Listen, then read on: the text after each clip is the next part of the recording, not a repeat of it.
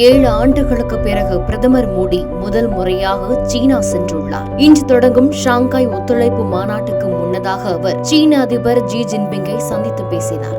அப்போது பிரதமர் மோடி எல்லையில் ஏற்பட்ட மோதல்களுக்கு பிறகு அமைதி மற்றும் ஸ்திரத்தன்மைக்காக சூழல் உருவாக்கப்பட்டுள்ளது, எல்லை மேலாண்மைக்காக ஒப்பந்தமும் செய்யப்பட்டுள்ளது, இரு நாடுகளுக்கிடையே நேரடி விமான சேவை தொடங்கப்பட்டுள்ளது, பரஸ்பர நம்பிக்கை மரியாதை அடிப்படையில் எங்கள் உறவுகளை மீண்டும் முன்னோக்கி எடுத்து செல்ல நாங்கள் தயாராக உறுதி பூண்டுள்ளோம் என்று கூறியுள்ளார். கடந்த 7 ஆண்டுகளுக்கு பிறகு பிரதமர் மோடி முதலாக சீனா சென்றுள்ளார். 2008ஆம் ஆண்டு சீனாவில் நடந்த ஷாங்காய் ஒத்துழைப்பு மாநாட்டிற்கு மோடி சீனா சென்றார். அதன் பிறகு 2020 கல்வான் பள்ளத்தாக்கில் இரு நாடுகளுக்கிடையே எல்லை பிரச்சனை ஏற்பட்ட காரணத்தினால் இரு நாட்டு உறவுகளும் மோசமானது. இதனால் சீனா செல்ல பிரதமர் மோடி மறுத்தார்.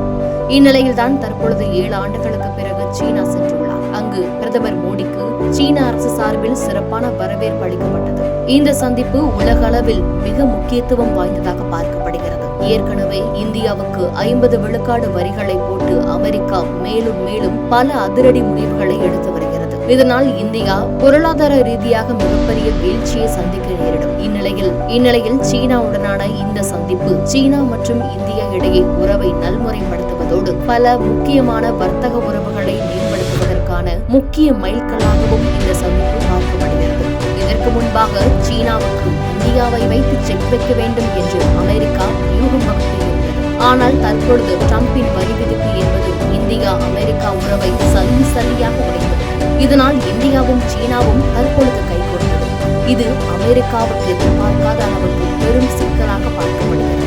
ஏற்கனவே அமெரிக்க அதிபர் டிரம்ப் விதித்த வரிகளை எதிர்த்து அவர்களின் உள்நாட்டிலேயே பல எதிர்க்கட்சிகள் அவருக்கு எதிராக போர்க்கொடி தூக்கியிருக்கும் இந்த நிலையில் சீனாவும் இந்தியாவும் இணைந்திருப்பது மேலும் டிரம்பிற்கு தலைவலியாக மாறியுள்ளது. இது சக்தி வாய்ந்த நாடுகளும் ஒன்று கொள்வது அமெரிக்கா போன்ற வல்லரசு நாடுகளுக்கு தலைவலியாக மாறும் என்பதால் அமெரிக்காவும் இதை எப்படி தடுப்பது என்று யோசித்துக் கொண்டிருக்கிறது. செய்திகளை உடனுக்குடன் தெரிந்து கொள்ள கீழ்கண்ட கேபிள் மற்றும் டிடிஎச் நெட்வொர்க்குகளில் எம்நாடு செய்தி தொலைக்காட்சியை காணுங்கள்.